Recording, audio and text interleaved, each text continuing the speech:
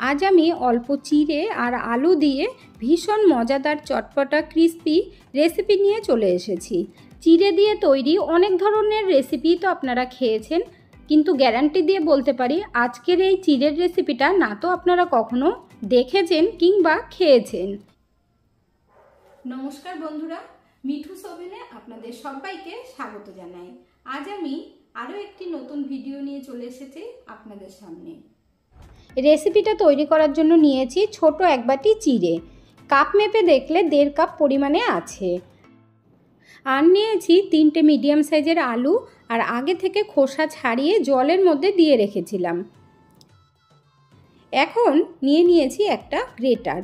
এখানে দেখুন বন্ধুরা, যেই দিকে ছোট সাইজের ফুটো আছে সেটা দিয়ে করবেন না, এই বড় দিকের ফুটোটা দিয়ে গ্রেট করতে হবে। বন্ধুরা, আজকের রেসিপিটা যদি আপনাদের ভালো লেগে থাকে তাহলে আমার চ্যানেলটিকে অবশ্যই সাবস্ক্রাইব করবেন, পাশে থাকা বেল আইকনটি দাবিয়ে দেবেন, সবার সাথে শেয়ার করবেন, একটা লাইক করতে ভুলবেন না কিন্তু।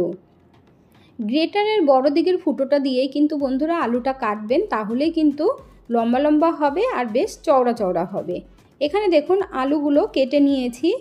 এখন এই আলুগুলো তাড়াতাড়ি জলের মধ্যে দিয়ে দেব, না হলে কিন্তু কালো হয়ে যাবে। আর এই আলুগুলো ধোয়ার সময় ঠান্ডা জল ব্যবহার করলে আলুগুলো কিন্তু ঝরঝরে থাকবে আর খেতেও ভালো লাগবে। এই আলুগুলো ধোয়ার সময় 3 থেকে 4 বার তো ধুতেই হবে, আর এইরকম চিপে চিপে জলটা পুরোপুরি ঝরিয়ে নিতে হবে। এটা অবশ্যই খেয়াল রাখবেন যে আলুর মধ্যে যেন একটুও জল না থাকে। এখানে দেখুন বন্ধুরা একদম ঝরঝরে হয়েছে আলুগুলো। দরকার হয় একটু ফ্যানের নিচে রেখে দেবেন, তাহলে কিন্তু আলুর মধ্যে যে জলটা থাকবে সেটা কিন্তু একদম শুকিয়ে যাবে। আলুর মধ্যে জল থাকলে কি প্রবলেম হবে সেটা আপনাদেরকে আমি পরে বলে দেব। এখন আমি চিড়েগুলোও ধুয়ে নেব। তার জন্য এখানে একটা স্ট্রেনার নিয়েছি, দিয়ে দিচ্ছি চিড়ে। আর আপনাদের ঘরে যদি এই স্ট্রেনার না থাকে তাহলে সুতির একটা পাতলা কাপড় নিয়ে নেবেন। এরপর বেশি করে জল দিয়ে চিড়েগুলো ধুয়ে নিতে হবে। এখানে দেখুন আমি 2-3 বার জল দিয়ে দিয়ে কিন্তু চিড়েগুলো ধুয়ে নিচ্ছি। আর তার মধ্যে যদি কোনো কালো চিড়ে থাকে বা নোংরা থাকে সেটা বার করে নেবেন, কারণ চিড়ের মধ্যে কিন্তু প্রচুর নোংরা থাকে। দেখুন জলটাও কিন্তু অনেকটা কালো হয়ে গেছে। এখন আমি একটা বোলের মধ্যে চিড়েগুলো ঢেলে নিচ্ছি। এখন এই চিড়েগুলো ভিজিয়ে রাখতে হবে। তার জন্য দেখুন এখানে জল নিয়েছি আর 2 থেকে 3 চামচ মতো দিয়ে দিচ্ছি, কারণ এটা পাতলা চিড়ে। আর আপনারা যদি মোটা চিড়ে দিয়ে তৈরি করেন সেই ক্ষেত্রে 1/2 কাপ পরিমাণে জল দিয়ে দেবেন। এখন এই চিড়েগুলো ভালোভাবে জলটা দিয়ে মিশিয়ে তারপর ঢেকে রেখে দেব। এখন এই চিড়েটা সাইড করে রেখে একটা মশলা তৈরি করে নেব। তার জন্য একটা ফ্রাই প্যান বসিয়ে দিচ্ছি গ্যাসের ওপরে। দিয়ে দিচ্ছি 1 টিস্পুন গোটা ধনিয়া, মৌরি দিয়ে দিচ্ছি 1/2 টিস্পুন, আর গোটা জিরে দিচ্ছি 1/2 টিস্পুন। এখানে দিতে হবে আজওয়াইন, এতে কিন্তু হজমটা খুব ভালো হয়। 1/2 টিস্পুন মতো দিয়েছি। এখন গ্যাসের ফ্লেমটাকে মিডিয়াম হিটে রেখে হালকা রোস্ট করে নিতে হবে। এই মশলাগুলো ভাজতে 30 থেকে 40 সেকেন্ড সময় লাগবে। আপনাদের যদি টাইমটা বুঝতে অসুবিধে হয় তাহলে হালকা একটা গন্ধ বেরোলেই কিন্তু গ্যাস বন্ধ করে দেবেন। এখন আমি গ্যাস বন্ধ করে ঠান্ডা করে নেব, আর একটা বাটির মধ্যে দেখুন ঢেলে নিয়েছি। এখন আমি একটা হামুলদিস্তা নিয়েছি, দেখুন এর মধ্যে দিয়ে হালকা হালকা করে কিন্তু ভেঙে নিতে হবে। খুব বেশি গুঁড়ো করবেন না, তাহলে কিন্তু খেতে ভালো লাগবে না, কারণ এগুলো খাওয়ার সময় মুখে পড়বে, তাহলেই কিন্তু খেতে ভালো লাগে। এখানে দেখুন বন্ধুরা খুব সহজেই আমাদের কিন্তু মশলাটা একদম রেডি হয়ে গেছে। এখন এই মশলাটা ঢেকে রেখে দেব, না হলে গন্ধটা বেরিয়ে যাবে। এখন গ্যাসের ওপরে একটা ফ্রাই প্যান বসিয়ে দিয়ে 1/2 টিস্পুন মতো তেল দিয়ে দিলাম। তেলটা কিন্তু খুব কম দিতে হবে বন্ধুরা, কম তেলেই তৈরি করা যাবে। তেলটা ভালোভাবে গরম হওয়ার পর অল্প করে আজওয়াইন দিয়ে দিলাম। আজওয়াইনটা দেওয়ার পরে একটু নাড়াচাড়া করে দেব। এর মধ্যে দিয়ে দেব কুচিয়ে রাখা একটা ছোট পেঁয়াজ। এখন এই পেঁয়াজটা 10 থেকে 15 সেকেন্ড ভেজে নেব, আর একদম লাল লাল করতে হবে না। আর আপনারা যদি পেঁয়াজটা না দিতে চান তাহলে স্কিপ করে দেবেন। এখানে দেখুন পেঁয়াজটা কিন্তু হালকা করে ভেজে নিয়েছি। এর মধ্যে এখন দিয়ে দেব ক্যাপসিকাম। এখানে 1/2 কাপ পরিমাণে ক্যাপসিকাম আছে, আর ক্যাপসিকামগুলোও দেখুন একটু মোটা মোটা করে কেটে নিয়েছি। 10 থেকে 15 সেকেন্ডই ভাজতে হবে। এর মধ্যে এখন দিয়ে দিচ্ছি একটা লঙ্কা। এখানে আমি একটা দিচ্ছি, আপনারা চাইলে 2-3টেও দিতে পারেন কিংবা স্কিপ করতে পারেন। এখানে লঙ্কাটা দেবার পর আবার আমি একটু ভেজে নিয়ে গাজর দিয়ে দিচ্ছি। গাজরটা এখানে 1/2 কাপ পরিমাণে আছে। এই গাজর আর ক্যাপসিকামটা দিলে কিন্তু ভীষণ টেস্টি হবে। আপনারা চাইলে অন্য কোনো সবজিও দিতে পারেন বা সুইট কর্নও দিতে পারেন।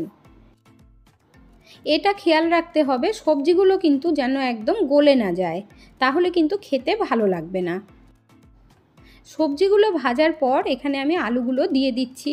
আর দেখুন আলুর মধ্যে জল থাকতে কেন না করেছি, জল থাকলে কিন্তু একদম নরম হয়ে যাবে, তাহলে ভালো তৈরি হবে না। এখানে দেখুন আলুগুলো দেবার পর গ্যাসের ফ্লেমটাকে বাড়িয়ে খুব ভালোভাবে কিন্তু নাড়াচাড়া করে দিতে হবে। দেখুন সব সবজিগুলো আলুর সাথে মিশিয়ে দিচ্ছি ভালোভাবে। আর আলুগুলো কিন্তু পুরো ঝরঝরে রয়েছে। সবজিগুলো কিন্তু একটু ক্রাঞ্চি থাকবে, তবেই খেতে ভালো লাগবে। দেখুন খুব ভালোভাবে সবজিগুলো মিশিয়ে দিয়েছি। এর মধ্যে এখন দিয়ে দেব 1/2 ইঞ্চি আদা। আদাটা গ্রেট করে রেখেছিলাম, দিয়ে দিয়েছি। এবার খুব ভালোভাবে মিশিয়ে দেব আদাটাকেও। আদা দিলে কিন্তু খুব সুন্দর একটা সেন্ট আসবে। দেখুন সব সবজিগুলো কতটা ঝরঝরে রয়েছে। এখন দিয়ে দেব যে মশলাটা তৈরি করে রেখেছিলাম, পুরো মশলাটাই দিতে হবে। খুব ভালোভাবে এই মশলাটাকেও আমি মিশিয়ে দেব। এতে করে কিন্তু সিঙ্গারা, কচুরি বা চপ সব কিছুর টেস্ট পাবেন। একবার বানিয়ে খেলে না আপনাদের মনে হবে যে রোজ রোজ বানিয়ে খাই। দিয়ে দিচ্ছি 1/2 টিস্পুন নুন। নুনটা দিয়ে খুব ভালোভাবে নাড়াচাড়া করতে হবে। নুনটা আগে দেবেন না, তাহলে কিন্তু জল বেরিয়ে যাবে। আমি যখন দিলাম ঠিক এই টাইমেই দিতে হবে। দেখুন খুব ভালোভাবেই নুনটা মিশিয়ে দেওয়া হয়ে গেছে। চিড়ের এই রেসিপিটা কিন্তু ঘরে থাকা উপকরণ দিয়েই আপনারা তৈরি করতে পারবেন। কালারের জন্য দিয়ে দিলাম 1/2 টিস্পুন কাশ্মীরি লঙ্কার গুঁড়ো আর সামান্য পরিমাণে হলুদ। আর একটু চটপটা টেস্ট আনার জন্য দিয়ে দিচ্ছি চাট মশলা। চাট মশলা যদি না থাকে 1/2 টিস্পুন লেবুর রস দিয়ে দেবেন। খুব ভালোভাবে চাট মশলাটাও আমরা মিশিয়ে নেব। আর গ্যাসের ফ্লেমটাকে কিন্তু বাড়িয়েই রাখবেন। চাট মশলাটা দেবার পরে 30 থেকে 40 সেকেন্ডই কিন্তু ভাজা ভাজা করে নিয়েছি। এর মধ্যে এখন বেশি করে কুচিয়ে রাখা ধনেপাতা দিয়ে দিচ্ছি। ধনেপাতাটা দিয়ে খুব ভালোভাবে মিশিয়ে দিতে হবে, এতে করে টেস্টটা কিন্তু দারুণ হবে। আপনারা চাইলে কিন্তু এই সবজিটা রুটি বা পরোটার সাথেও খেতে পারবেন। এখানে দেখুন খুব ভালোভাবে ধনেপাতা মিশিয়ে দিয়েছি। এখন আমি গ্যাস বন্ধ করে দেব। তারপরে এই সবজিটাকে খুব ভালোভাবে ঠান্ডা করে নেব একটা প্লেটের মধ্যে ঢেলে। এখানে সবজিগুলো কিন্তু কোনো কিছুই কাঁচা নেই, আপনারা দেখে বুঝতেই পারছেন। এখন আমি এইগুলো সাইড করে রেখে দিয়ে একটা চাটনি তৈরি করব। তার জন্য ফ্রাই প্যান বসিয়ে দিয়ে 1 টিস্পুন মতো তেল দিয়ে দিলাম। এর মধ্যে এখন দিয়ে দিচ্ছি 1/2 কাপ পরিমাণে কাঁচা বাদাম। এখন আমি কাঁচা বাদামটাকে কিছুক্ষণ ভেজে নেব। 15 থেকে 20 সেকেন্ড ভাজলেই হবে, খুব বেশি লাল করার দরকার নেই। এখানে দেখুন বন্ধুরা বাদামটা প্রায় ভাজা হয়ে গেছে। এখন আমি এর মধ্যে দিয়ে দিচ্ছি ছোট একটা টমেটো। টমেটোগুলো কিন্তু বড় বড় করেই কেটে দিয়েছি। এরপর গ্যাসের ফ্লেমটাকে একটু কমিয়ে দিয়ে এর মধ্যে দিয়ে দিচ্ছি 2 থেকে 3টে কাঁচা লঙ্কা। যেরকম আপনারা ঝাল খাবেন সেই রকমই দেবেন। আপনাদের ঘরে যদি কাঁচা বাদাম না থাকে তাহলে ভাজা বাদাম দিয়েও কিন্তু এই চাটনিটা তৈরি করতে পারবেন। সেই ক্ষেত্রে টমেটোটা আগে দেবেন, বাদামটা পরে দেবেন। এখানে অল্প একটু আদা দিয়ে দিলাম আর 5 কোয়া রসুন দিয়েছি। আপনারা যদি রসুন খেতে না চান তাহলে স্কিপ করে দেবেন। দিয়ে দিয়েছি স্বাদমতো নুন আর দিচ্ছি 1/2 টিস্পুনের থেকেও কম জিরে। আর এই সব কিছু কিন্তু হালকা করে ভাজতে হবে। যদি একদম নিরামিষ খেতে চান তাহলে রসুন বা পেঁয়াজ সব কিছুই স্কিপ করে দেবেন। এই রেসিপিটা যে আমি তৈরি করছি আজকে পুরো নিরামিষভাবেও তৈরি করতে পারবেন। সব কিছু হালকা করে ভেজে নিয়ে গ্যাস বন্ধ করে দিয়েছি। এবার ঠান্ডা করে নিতে হবে। তারপর একটা মিক্সির জারের মধ্যে নিয়ে নিচ্ছি। এইভাবে চাটনিটা তৈরি করে ফ্রিজে রেখে 1 সপ্তাহ খেতে পারবেন। এই চাটনিটা আরেকটু টেস্টি আর চটপটা বানানোর জন্য প্রথমে এখানে দিয়ে দিচ্ছি নারকেলের পাউডার। 1.5 টিস্পুন দিলেই হবে। আর যদি না দিতে চান নারকেল তাহলে চিনি দিয়ে দেবেন 1/2 টিস্পুন। এর মধ্যে চাট মশলা দিয়ে দিচ্ছি 1 টিস্পুন। চাট মশলা না থাকলে 1 টিস্পুন লেবুর রস দিয়ে দেবেন। এবার অল্প একটু জল দেব 1 থেকে 1.5 চামচ মতো। খুব বেশি জল দেবেন না, তাহলে পাতলা হয়ে যাবে। এবার দেখে নেব যে চিড়েটা আমি ভিজিয়ে রেখেছিলাম, চিড়ের মধ্যে যে জলটা ছিল দেখুন টেনে নিয়েছে, আর চিড়েটাও খুব সুন্দর সফট হয়ে গেছে। এখন এই চিড়েটাকে একটু চটকে নিতে হবে। তারপর ক্রিস্পি হওয়ার জন্য দিয়ে দেব চালের গুঁড়ো। আপনারা যদি চালের গুঁড়ো না দিতে চান তাহলে বেসন দিয়ে দেবেন।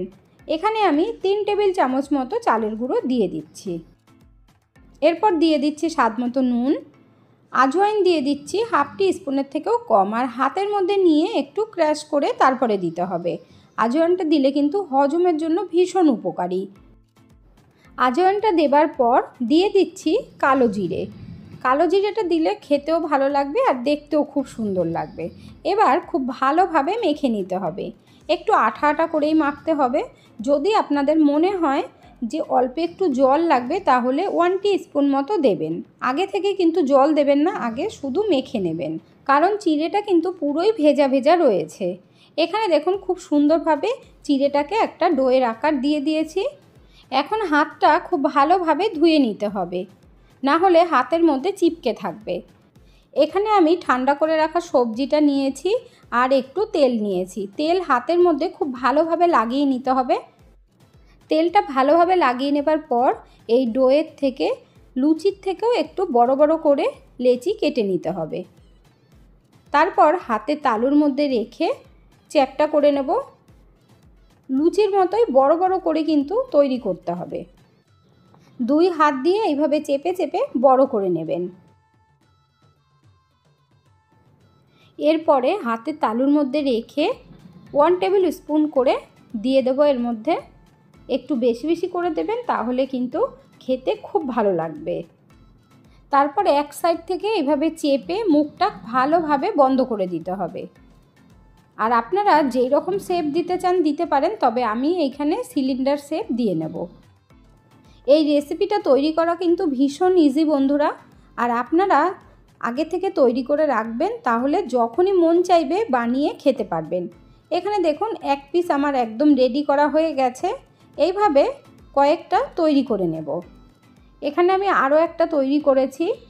টোটাল আমি 5 পিস বানিয়েছি, বাকিগুলো পরে তৈরি করব। আর দেখুন বন্ধুরা দেখতে কতটা সুন্দর লাগছে। দুটো খেলেই দেখবেন পেট ভরে যাবে। আর এটা কিভাবে স্টোর করবেন সেটা আপনাদেরকে এখনই দেখিয়ে দিচ্ছি। এইভাবে তৈরি করে ফ্রিজে রেখে দেবেন একটা এয়ারটাইট কন্টেনারে ভরে।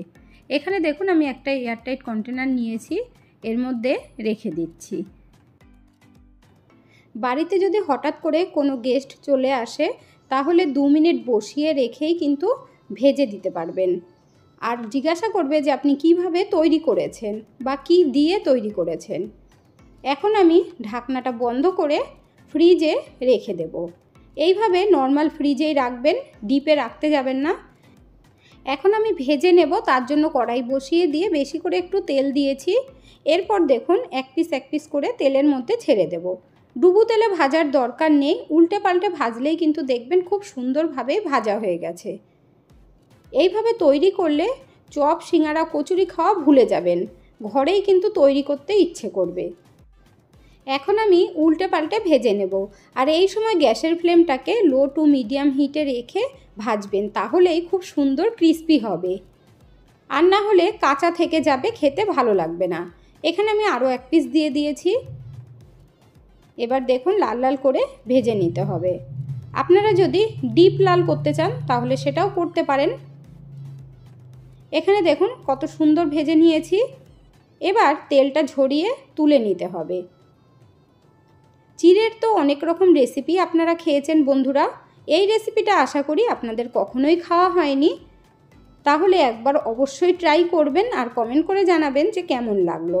এখানে দেখুন আমি 1 পিস করে তেল ঝরিয়ে তুলে নিচ্ছি। আর 2 পিস খেলেই দেখবেন পেটটা ভরে গেছে। সন্ধেবেলাও কিন্তু খেতে পারবেন ভেজে।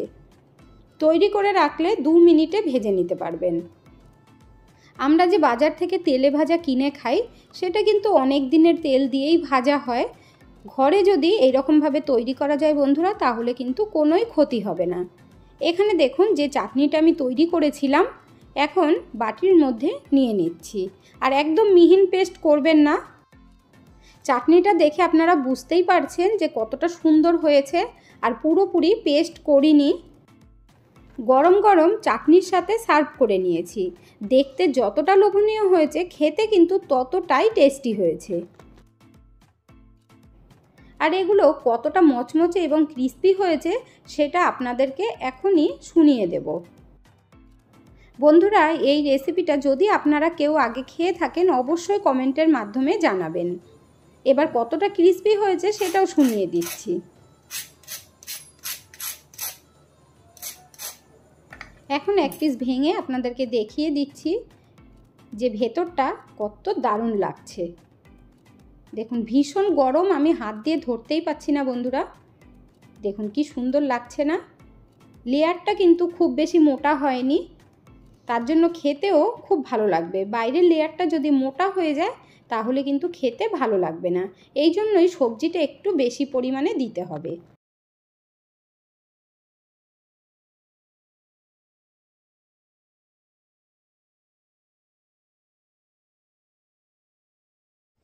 আজকের ভিডিওটা আপনাদের কাছে কেমন লাগলো অবশ্যই কমেন্ট করে জানাবেন। এতক্ষণ ধৈর্য ধরে ভিডিওটি দেখার জন্য অসংখ্য ধন্যবাদ। ভালো থাকবেন, সুস্থ থাকবেন। দেখা হচ্ছে পরের ভিডিওতে। Thank you.